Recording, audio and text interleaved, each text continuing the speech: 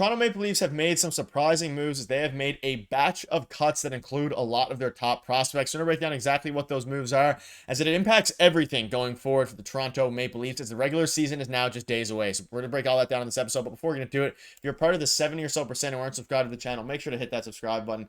It would mean the world to Darius and myself, as we're on the road to 13,000 subscribers, and we're trying to hit it before opening night on Wednesday. But Darius, we weren't expecting to make another video today, but obviously some moves have went down surrounding the Toronto Maple Leafs and a lot of their top prospects. And this gives a lot of insight now as to what the roster is shaping up to be. We also have some interesting things to discuss ahead of tomorrow's preseason game. But let's just start with the cuts that they made. And there is some very interesting ones, but nothing too crazy, but there is some surprising cuts here. So 15 more cuts from the Maple Leafs training camp. Alex Steeves is the only one on waivers. Nikita Grabenkin, Cade Weber, Alex Nylander among those assigned to the Marlies. So Darius, it's been a good run for Grabenkin, but he is sent down to the Marlies, and that does leave a couple other players we'll dive into in a minute here. But what are your thoughts on this one?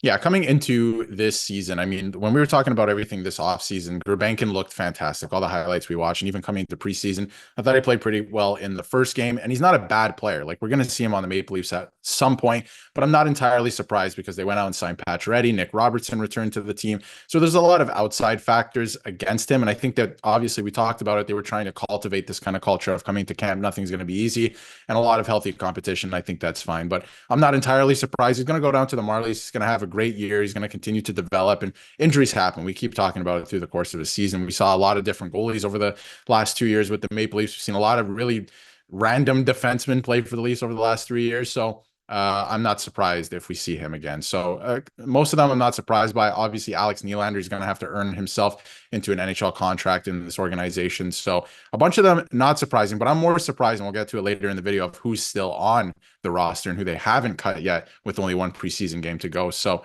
most of the cuts not surprised, but there is some interesting storylines there with who has to go through waivers and who doesn't. But most of the names not too surprising. Yeah, and we obviously were of the mindset that after the first preseason game, hey, maybe there's a world where Nikita Grabenkin makes the team out of camp.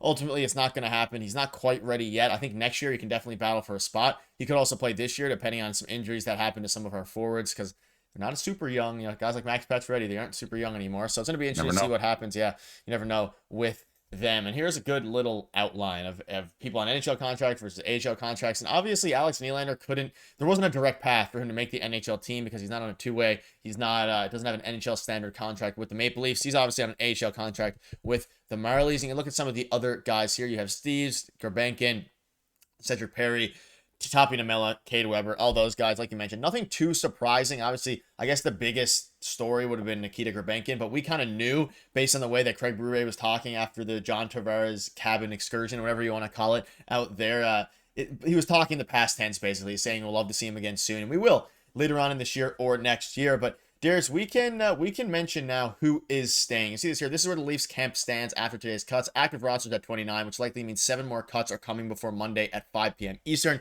not including the 3 that are marked down. We'll, of course, have the 7 more cuts covered for you guys whenever that does happen. But Darius, looking at who's left on the team now and some of the projected lines here, there's a couple of guys that are staying, and 2 of the names in particular, Lorentz and Cowan, are catching some Leafs fans' eyes.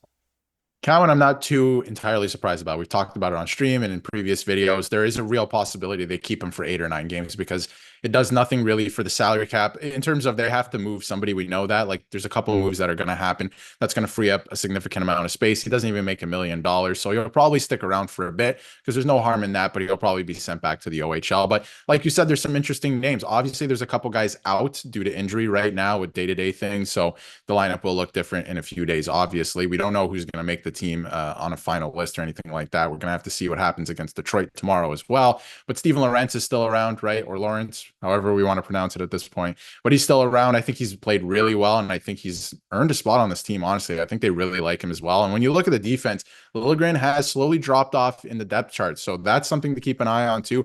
And clearly they love Marshall Rafai. He's taken big steps. He's sticking around and obviously getting in reps with the NHL guys. So there's a couple guys on this list, even Philip Meyer, who's still sticking around. I think that was very interesting as well. I think Berube likes something about that player. I don't know if he's going to stick around in terms of, making the team or anything like that, but clearly they want him to stick around for a little bit, gain more experience, maybe get into one last game tomorrow night.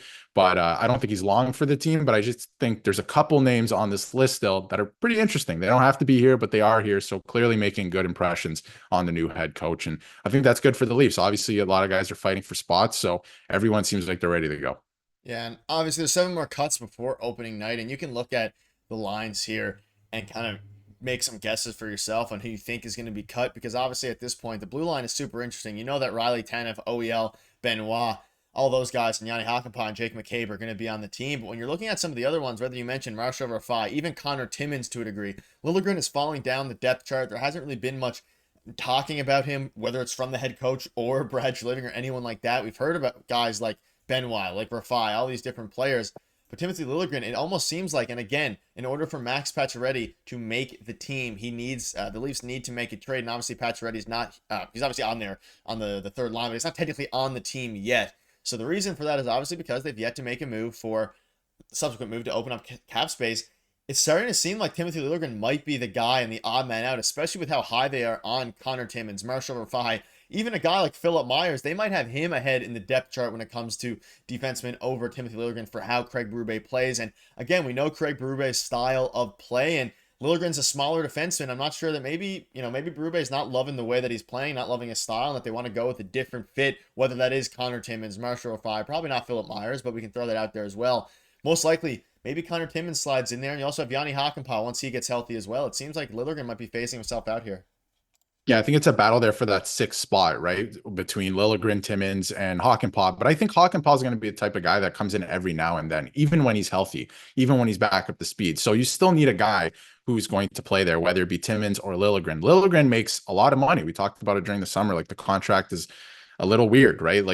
I was confused by it when they signed it. It's a little bit too much money for what he is, right? At this point in his career, at least we know what, potentially he could be still. He's still relatively young, only drafted a few years ago at this point. But, you were hoping that he would take more strides, and he hasn't really yet. And it seems like Connor Timmins is really liked by the coaching staff too, specifically Craig Berube. He keeps being put in games, in certain situations to really see what he has, and he makes less money, right? So the Leafs, you're right. Like they have to free up salary cap space coming up here shortly. Could it be David Kampf?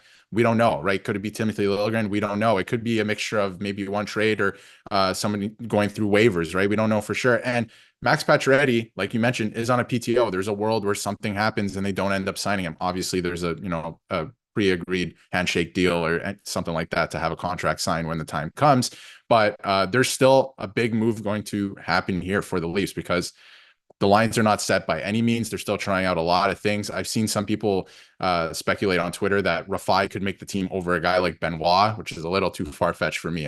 We're on the Benoit train, but I have seen a lot of things. So anything is possible at this point. They're giving a lot of guys a lot of opportunities here, especially, with a couple days left before the regular season. So it's going to be fun to watch. Obviously, the last preseason game, see what they do with the lineup there. And then the next couple days, because does Easton Cowan stick around? What's happening with Max Pacioretty? Is he going to play on the third line, second line? Nick Robertson apparently is still in play via trade. So to me, I think the odd man out, logically speaking, at least, would be David Kampf and Timothy Liljegren at this point. But we don't know for sure. I think they're still trying things out and putting guys in situations where they're uncomfortable to see what they do there. Yeah, a lot of moves are going to be going down. We'll keep you up to date with all that. So make sure to hit the subscribe button. Let us know in the comments what your thoughts are on all these moves. And do you disagree or agree with any of them? Let us know. See you tomorrow.